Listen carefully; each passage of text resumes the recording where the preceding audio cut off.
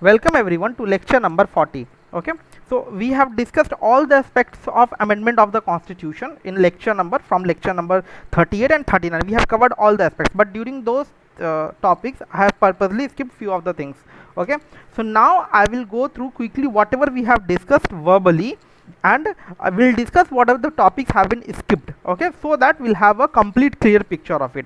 The lecture number 38 was it was little bit fast.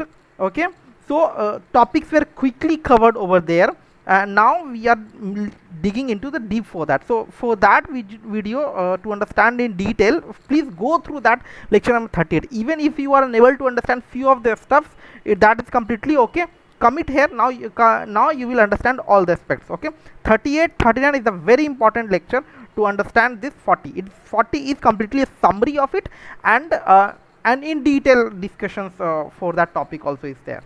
Okay, now the procedure for the amendment, we have discussed what is the procedure for amendment. So in the first is like, we have to go with the introduction of the bill. Okay, and introduction of the bill can be done in either of the house, that can be Lok Sabha also and Rajya Sabha also, and the bill can be introduced either by a minister or by a private member. Okay, and private members, who are those members? That non-minister or non-ministers of the parliament. We have seen that film star, Bollywood actors, cricket players, all those have become members of in the Rajya Sabha. Okay, so those people also can introduce the bill. Okay, the bill does not require prior permission of the president. Okay, whenever the bill is introduced, there is no requirement for the prior permission of the president. Okay, when the bill for the amendment of the constitution is introduced. Okay, in that case, bill has to be passed with a special majority from both the houses. Okay, and we have seen that simple majority aspects also, that whenever we required some of the stuff that require changes, like if there is a formation of a new state. Let us suppose, I will give you the example of Telangana. So when the Telangana was formed, okay, so that was passed by the simple majority, okay, in the parliament. And when this Telangana was formed, so in our schedule it must be written, it must be updated that there is one state, that has been added in our Indian constitution. Okay, so in that case also, the amendment of the constitution is going to happen. Okay, the area, what are the area what are the area boundaries are there for that state, how many members of that state is going to sit in the Rajya Sabha. Okay, or in the Lok Sabha. Okay, or what, like all those seats and all, so all those things kind of amendment is used to be done in the constitution. Okay, so that amendment is completely different from whatever the amendment is going to happen for the under article 368. Okay, in the two ways amendment happen. One is through the simple majority, and that simple majority case does not come under the amendment as per the article 360. That is completely different. Okay, and for regarding that amendment, complete provision is given under the constitution that we should not consider this amendment, we should not confuse with this amendment, that the amendment which requires simple majority, with the amendment that is given under the procedure that is given under the article 368. Okay, yeah, so so bill has to be passed with a special majority from both the houses, and this come under through the article 368. Okay, now there is a concept called joint session, of parliament. Okay, what happened in this? See, if a bill is passed, let us suppose a bill is passed by one house. Okay, and rejected by another house. It can be Lok Sabha also, it can be Rajya Sabha also, or vice versa also. Okay, let us suppose I have just given a scenario that a bill has been passed by one house, and another house has rejected it. So now what happened? To pass the bill, a joint session of parliament will be conducted. Okay, a joint session of the parliament will be conducted. Okay, and now in this case, both the house members will sit together, and have discussion to make some changes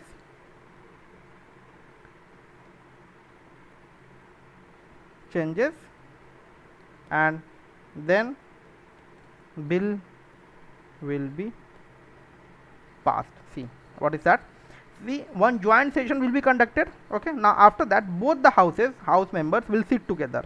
Okay, now both the member like Lok Sabha and Rajya Sabha, both member will sit together, and after that the house who has rejected it, they will tell that we want certain this kind of amendment. If you change these things in under the bill, please do it. Okay, and once these changes will be made, and then once these changes will be made, then bill will be passed. Okay, then after that bill will be passed for that. Okay, so but this joint session of parliament does not apply in amendment of the constitution. So this concept, whatever I have spoken, this joint session thing is not applied in the amendment of the constitution. Whenever the amendment of the constitution is going to happen, in that case this joint session will not be applied. So if let us suppose, I am giving example, if Lok Sabha has passed the bill and Rajya Sabha has failed the bill, so the bill of the constitution amendment will not be proceeded ahead, and it will be not taken ahead. Okay, yeah. And if the bill requires the amendment of the federal provision of the constitution, we know that it must also be ratified by the legislature of half of the state by a simple sorry, by a simple majority. Okay, in the Lok Sabha and Rajya Sabha you require a special majority. Okay, but if that amendment of the constitution is with related to the federal provision of the constitution, in that case the bill has to be passed by 50% of the state, and in those states whatever the majority is required, that will be a simple majority. Okay, we know that simple majority greater than 50, more than 50% present and voting. Okay, so if the bill passed and sent to the president, he or she can sign it or delayed it or directly ignore it. Okay, so whenever a bill is passed by the houses, so now it is sent to the president. Okay, now president has the power, either he or she has to sign it, hold it, or reject it. Okay, ignore it. Okay, that is the power is given to the president: sign it, delete it, or directly ignore. Okay, ignore, not doing anything.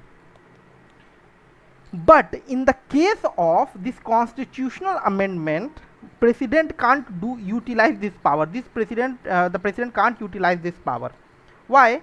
Because in the 24th Constitutional Amendment Act done during I guess in the Indira Gandhi era, it was told that it was amended that if a constitutional amendment bill is passed by both the house and it has been sent to the president for his assent, he or she has to sign on it, must have to sign. There is no option is to, he has to sign at any case, at any case. Okay, he has to sign, no other option is left to that president. So then the bill will become an act. Okay, and we know that there are three types of in the three categories we can amend the constitution. That one is through the simple majority, and another is by the special majority, and another is by ratification by the half of the legislature of the state. Okay, simple majority when it is required. Simple majority is required when the formation of a new state. In the Schedule 1 and Schedule 4 we used to amend the changes, like when the Telangana was formed. So in that case we have to add the names of the state and which state is going to be formed in the first schedule. In the first schedule, which contains the name of our state and union territories. So in that we have to add a name that Telangana is a new state now, and what kind of a state and union territories is going to be allocated for the Rajya Sabha. Okay, that also we have to consider, right? So that also will be updated, and it is mentioned under the 4th schedule. I'm sorry, in starting I have mentioned that Lok Sabha also, no, only in the Rajya Sabha. Okay, how many seats is going to be allocated for the state, that is present under the schedule number 4. Okay, please make the correction over, that is only in the Rajya Sabha. Okay, so in those such scenarios the bill has to be passed by the simple majority, and whatever the things that is required the simple majority, it is not as per the Article 368. Okay, Article 368 completely different. It tells that when the constitutional amendment is happen, in that case it has to be passed with a special majority. But I'm currently telling the simple majority. The simple majority thing is that alteration of the boundary of the state, formation of new state. Okay, in that case we just need simple majority, and as per that constitutional amendment. And this is not a big constitutional amendment. There is a provision given under the constitution itself that we should not we should, whenever the formation of a state or any addition of the state is happening, we should not consider that amendment with the article 360. That is mentioned under the constitution itself. Okay, so so formation of a new state, abolition or creation of legislative councils, number of puisne judges of the Supreme Court, that how many judges will be there. Currently it is it was 30. Okay, original when it was there it was 7 judges in the Supreme Court, puisne judges in the Supreme Court. Use of English in the Parliament, changes in the 5th and 6th schedule. Okay, so we can amend the constitution only by the special majority, but there are some of the features in the constitution which can be changed by the simple majority, and these changes will not be considered as the constitution amendment. Understood? Okay, that I'm repeating it again. Let me write it. That we can, now this statement will make you very clear if you have any confusion. Okay, we can amend the constitution only by the special majority, but there are some features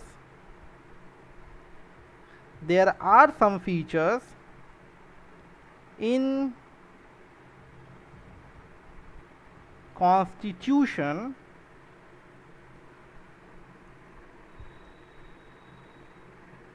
which can be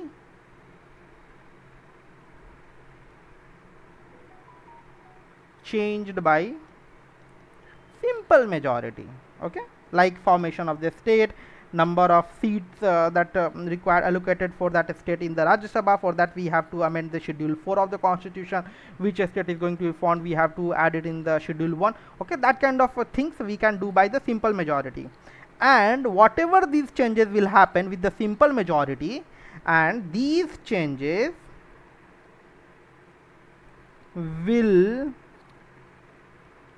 not be considered as constitution amendment. Okay, more precise as per the article 368. Okay, are you getting this? That only way to amend the constitution is by the special majority. Okay, yes, there are some changes that we can do in the constitution that by through the simple majority, but these changes will not be considered as the constitutional amendment. Okay, and if you want to more precise, by the article 368. Okay, we know by special majority we can change the things like fundamental right, DPSP, all other provisions can be covered. Okay, and the ratification of the half of the state is required in another scenario, that any change in the constitution if is going to affect the federal relation with the state, then we need the ratification of a half of the state by the legislature. Okay, so what can be the federal features?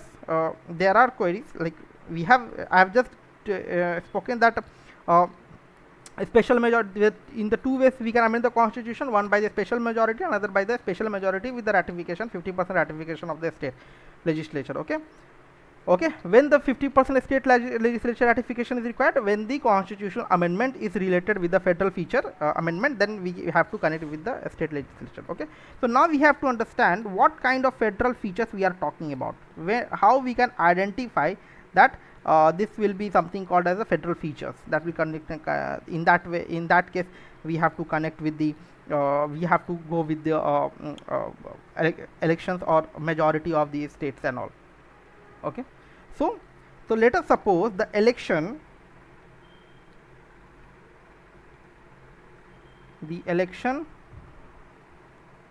and manner of election of the precedent. Okay, this can be a federal feature. In that case also ratification of the state will be required. The extent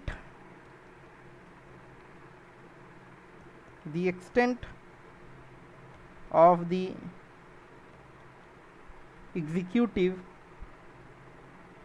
power of the union and state. Okay, the union and the state power, executive powers, if we are going to make such amendments into that, yes, into that case also we need a ratification by the state. Okay, provisions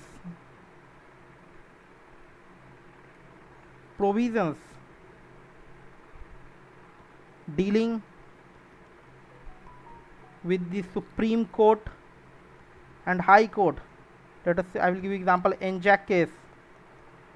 Okay, so in such case, if you are changing in the provision dealing with the Supreme Court, High Court, yes, in that case also you are affecting the federal features and you have to get the ratification by the states. Okay, distribution of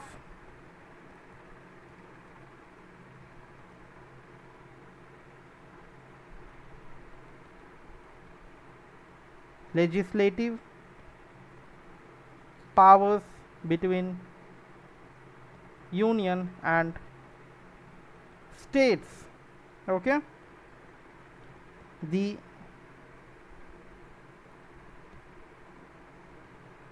representation of states in the parliament. Okay, in that case also the schedule 4, it is there, the representation of state in the parliament, in the Rajya Sabha and all.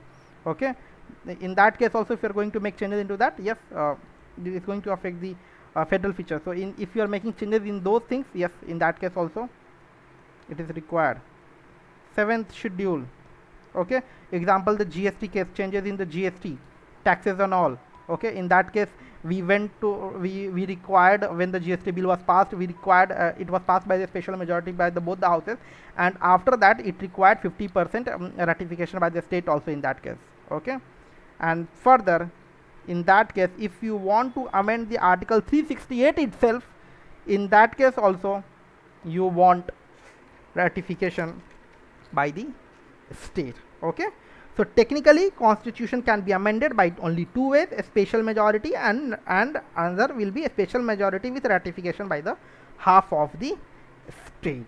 Okay, I hope now it is very clear. See, don't don't go with this lecture alone itself. Okay, if you want to understand in deep, in more depth, go with the lecture number 38, 39 and this 40. These three are totally combined together. Okay, and when you go through that, then you will understand exactly complete all this. I haven't skipped any of the topic regarding that amendment of the constitution. Okay, all the aspects have been covered into it.